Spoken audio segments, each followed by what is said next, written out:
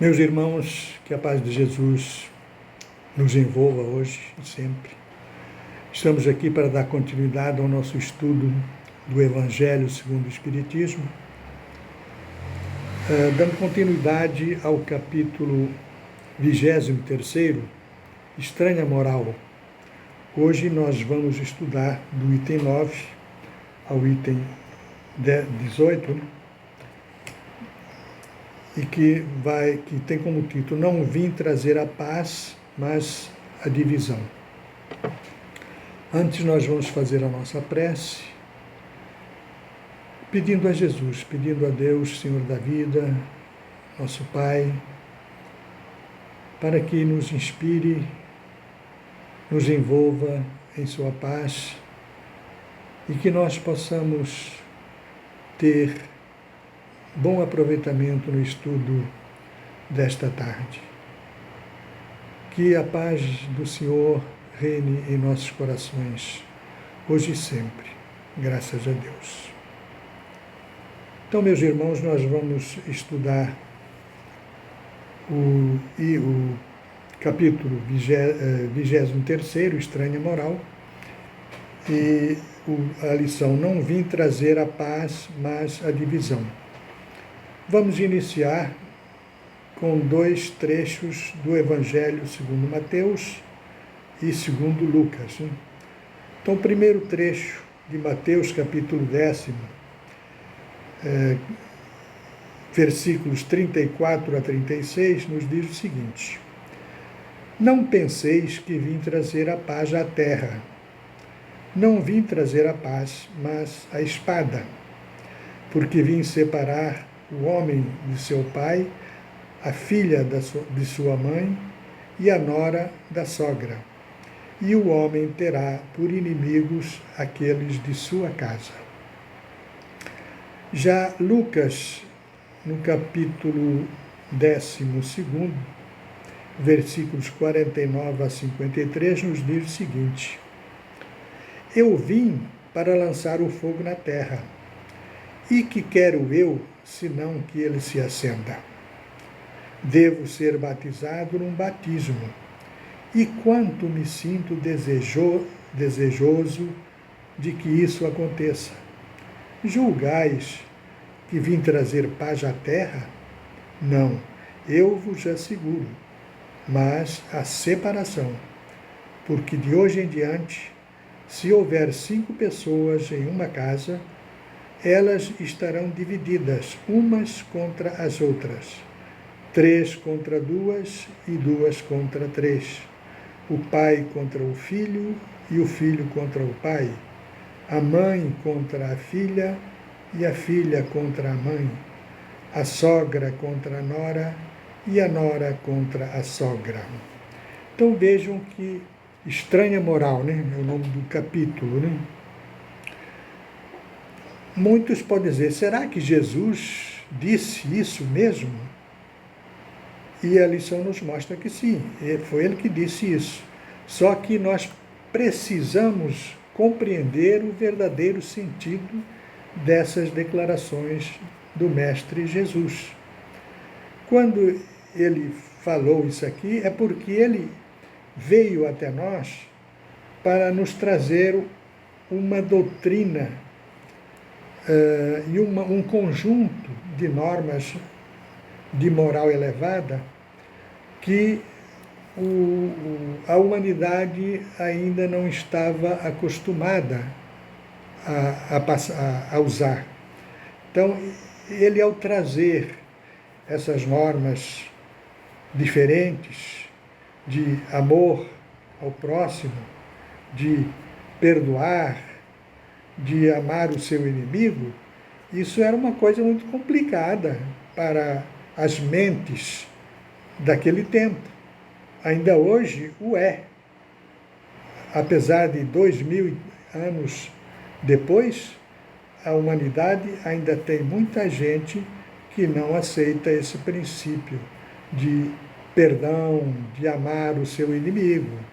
Então, foi isso que Jesus quis dizer quando ele veio até nós, ele sabia que ao introduzir essas normas de conduta moral que ele trouxe para nós, ele iria provocar uma verdadeira revolução entre as criaturas, né? Porque a maioria não ia aceitar esse tipo de ensinamento. O orgulho, a vaidade, a cobiça que existe no coração do homem ainda não admitia esse tipo de comportamento, de perdão, de amor incondicional. Por isso que ele disse que ele vinha não para trazer a paz, mas a separação, porque ele ia provocar muito desentendimento entre as pessoas, inclusive dentro das famílias. E isso é fácil de entender, porque ainda hoje, em muitas famílias, existem uma série de desentendimentos muito graves. Existem separações muito graves. Hein? Então a coisa ainda não é tão estranha para nós. Continua existindo esse tipo de comportamento. Por isso é que Jesus nos alertou de que ele não veio trazer a paz. Ele veio trazer instrumentos, ele veio trazer um conjunto de normas que vai proporcionar a paz futura. Mas, no momento, nossos corações ainda não estão preparados para aceitar essa conduta moral que Jesus nos trouxe. Né? Então, que a gente não entenda que Jesus veio para criar confusão. Ele apenas veio alertar. Olha, meus filhos, eu não vim trazer a paz para vocês no momento. O que eu vim trazer é complicado. Vai provocar muita separação, muito ódio, muito sofrimento, muita dor, até que as coisas se esclareçam. Né? Como nós fomos criados por Deus e recebemos do Pai o livre-arbítrio, nós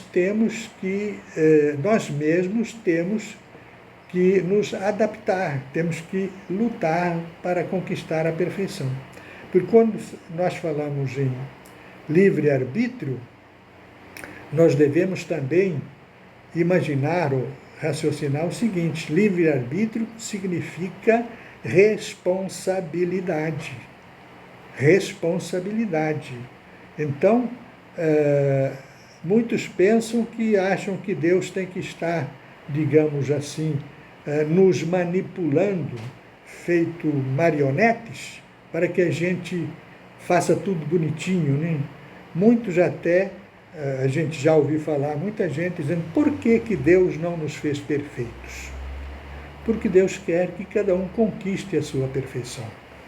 Porque seria até meio complicado, meio chato, você não ter nada para fazer.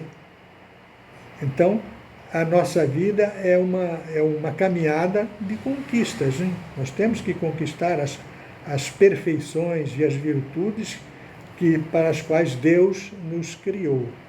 Então, para isso é que Jesus trouxe até nós esse conjunto de normas morais, para que a gente vá trabalhando isso dentro de nós, até nós conseguirmos fazer uma humanidade mais pacífica, né?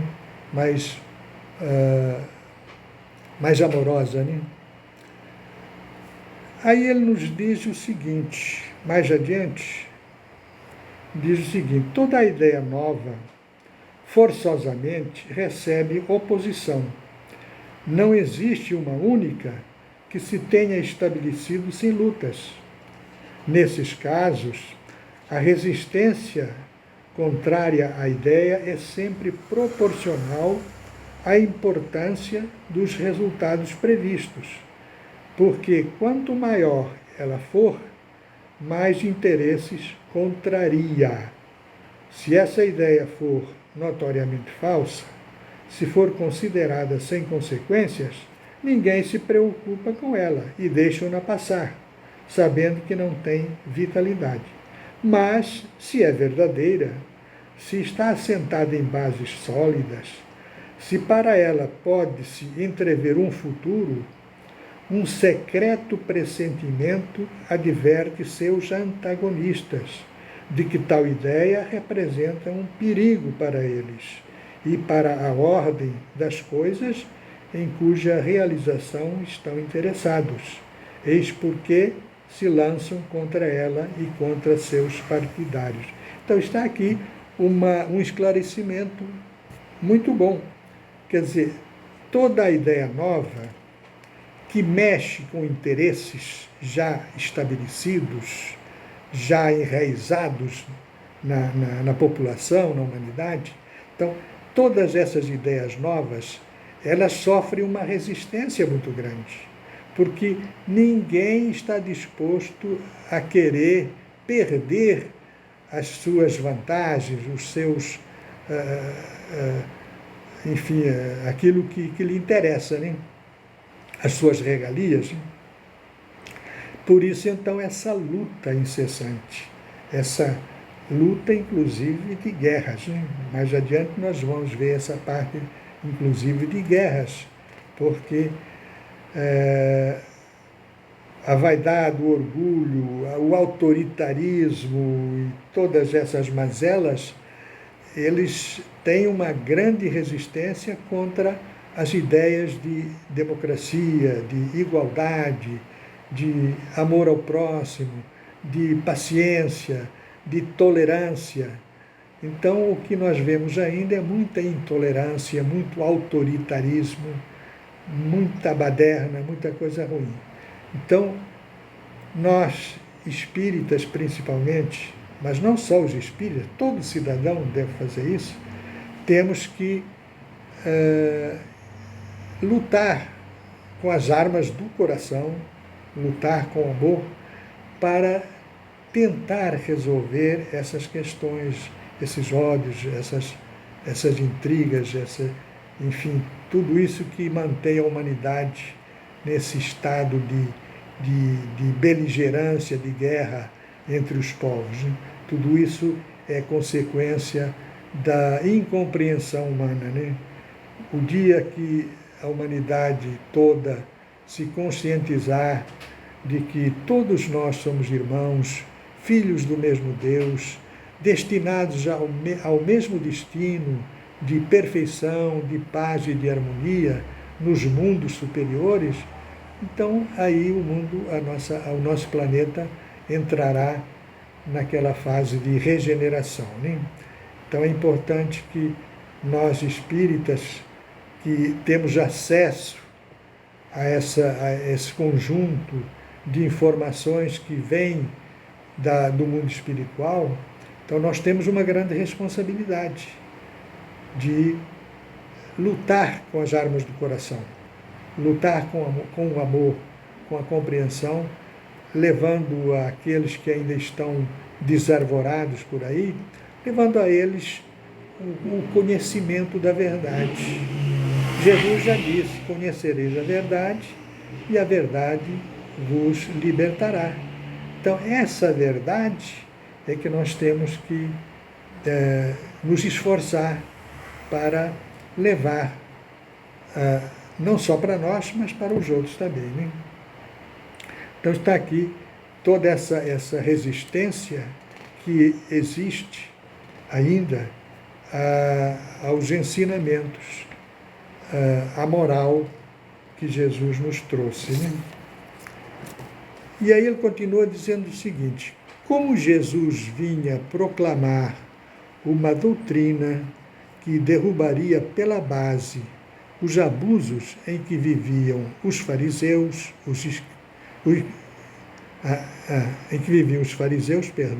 então, os escribas e os sacerdotes do seu tempo fizeram com que ele morresse, por acreditarem que, ao matarem o homem, matavam a ideia. Mas ela sobreviveu porque era verdadeira e cresceu porque estava nos desígnios de Deus, né? Então nós vemos aqui a grande resistência que ela provocou, né? Essa doutrina entre os fariseus, né? E os escribas e os sacerdotes e todas aquelas tribos judaicas que estavam acostumadas com outro tipo de moral, né? E então a coisa foi tão complicada que Jesus foi condenado a morrer crucificado, né? Essa turma de fariseus, escribas, sacerdotes e etc. Tanto fizeram que levaram Jesus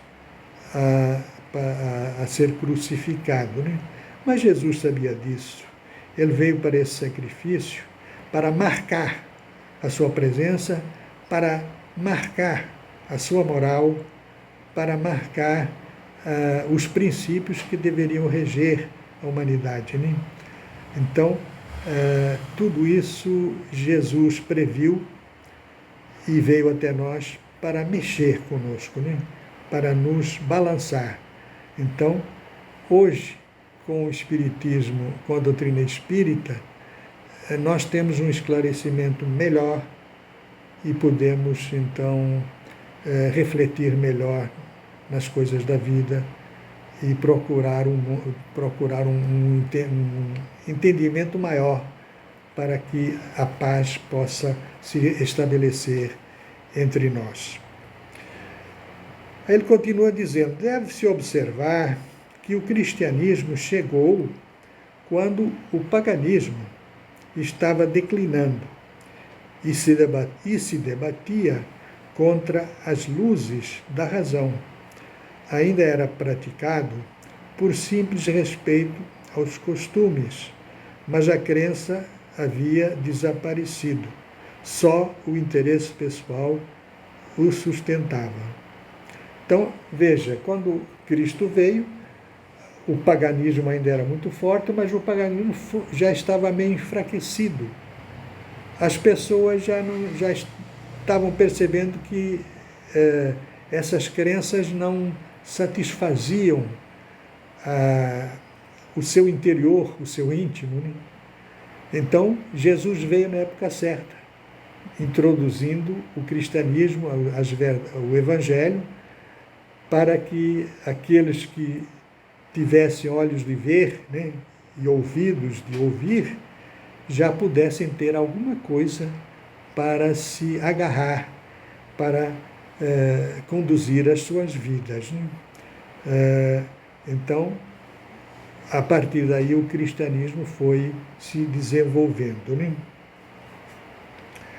E aí ele tem uma nota aqui interessante sobre Sócrates. Ele diz que Sócrates também não havia formulado uma doutrina até certo ponto análoga à do Cristo. Por que então ela não prevaleceu naquela época no espírito de um povo, aliás, no espírito de um dos povos mais inteligentes da Terra, que eram os gregos, a Grécia, né? A Grécia era um dos países mais cultos da época, né? Era um berço da cultura, né, da época, né? Então, por que é que Sócrates, trazendo verdades semelhantes às do Cristo, ele não conseguiu sensibilizar aquelas pessoas cultas da Grécia, né? E teve um fim análogo ao de Jesus, foi condenado à morte. Ele foi obrigado a tomar um veneno chamado cicuta para morrer, porque a classe dominante achava que ele era um desordeiro, era um sei lá o quê. Então, ele foi condenado à morte também. Mas por que isso aconteceu? É que ainda não havia chegado o tempo certo. Quer dizer, Sócrates semeou em solo não preparado. Então, Sócrates ele jogou uma semente, mas o solo não estava preparado. Ele foi, digamos, um precursor de Jesus. Ele já deu uma preparadazinha no terreno. O paganismo ainda estava em pleno vigor, Agora, Cristo recebeu sua missão providencial na época certa. A totalidade dos homens do seu tempo não estava à altura das ideias cristãs, mas havia uma aptidão mais geral para assimilá-las, porque já se começava a sentir o vazio que as crenças vulgares deixavam na alma. Sócrates e Platão abriram um caminho e prepararam os espíritos. Então, Jesus veio no tempo certo, mas mesmo no tempo certo, ele não foi compreendido, né? As pessoas ainda não a totalidade dos homens do seu tempo não estava à altura das ideias cristãs. Mas já havia algumas pessoas que já aceitavam, já tinham o espírito preparado para aceitar as ideias, e foram eles que alavancaram o cristianismo daí para frente, né? Para que outras pessoas não começassem a perceber a grandeza da mensagem de Jesus, a grandeza do Evangelho, né? E aí ele continua dizendo o seguinte: infelizmente, os adeptos da nova doutrina não se entenderam quanto à interpretação das palavras do Mestre. A maior parte delas não era muito clara por terem sido apresentadas em formas alegóricas e em expressões figuradas. Daí o surgimento, desde o início, de numerosas seitas que pretendiam ter, todas elas, sem exceção, a posse exclusiva da verdade, e que o decorrer dos séculos não conseguiu fazer com que entrassem em acordo. Então, quer dizer, o entendimento do Evangelho, das verdades do Cristo, não era fácil de se entender, era complicado, ainda hoje é meio complicadinha. Então, o que aconteceu, que está nos contando aqui, é que isso deu origem a numerosas seitas, todas ditas cristãs, mas se combatendo umas às outras. Quer dizer, cada uma achando que, fazendo crer que era a dona da verdade. Então isso provocou cisões, brigas e guerras, né? Então, esquecendo o mais importante dos preceitos divinos, aquele do qual havia feito aquele do qual Jesus havia feito a pedra angular do seu edifício e a condição expressa da salvação, que são a caridade, fraternidade, o amor ao próximo. Essas seitas se reprovavam mutuamente e atacavam umas às outras. Então, essas seitas religiosas não entenderam o mais importante dos preceitos divinos, que é a caridade, a fraternidade, o amor ao próximo. E essas seitas se reprovavam mutuamente e atacavam umas às outras, as mais fortes esmagando as mais fracas, sufocando-as com o sangue, sufocando-as em sangue, nas torturas e nas chamas das fogueiras. Os cristãos, vencedores do paganismo, de perseguidos passaram a perseguidores, e foi a ferro e fogo que plantaram a cruz do Cordeiro sem mácula nos dois mundos. Está comprovado que está comprovado que as guerras de religião foram as mais cruéis, fizeram mais vítimas que as guerras políticas, e que em nenhum outro tipo de guerra se cometeram mais atos de atrocidade e de barbárie. Então, isso é verdade, nos faz lembrar das guerras santas, das cruzadas, e até hoje ainda existem guerras religiosas que são sangrentas, são terríveis. Então, as guerras religiosas foram mais tenebrosas do que as guerras políticas, né? E aí ele pergunta, e a culpa seria da doutrina do Cristo, a culpa disso? Certamente que não, porque ele, ou ela, a doutrina do Cristo, condena formalmente toda a violência. Alguma vez Jesus disse aos seus discípulos: ide, matai, massacrai, queimai aqueles que não creem como vós? Não, ele disse justamente o contrário. Todos os homens são irmãos e Deus é soberanamente misericordioso. Amai o vosso próximo, amai vossos inimigos, fazei o bem àqueles que vos perseguem. Esse é o grande problema da humanidade. Amar o inimigo e fazer o bem àqueles que vos perseguem. Nós ainda não temos essa capacidade. Os nossos corações estão cheios de orgulho, de vaidade, de amor próprio, muito sensíveis a certas coisinhas, né? E isso nos leva a discussões bobas, a brigas e, em caso mais avançado, a guerras entre povos, né? Porque a humanidade ainda não achou o ponto certo de convivência, né?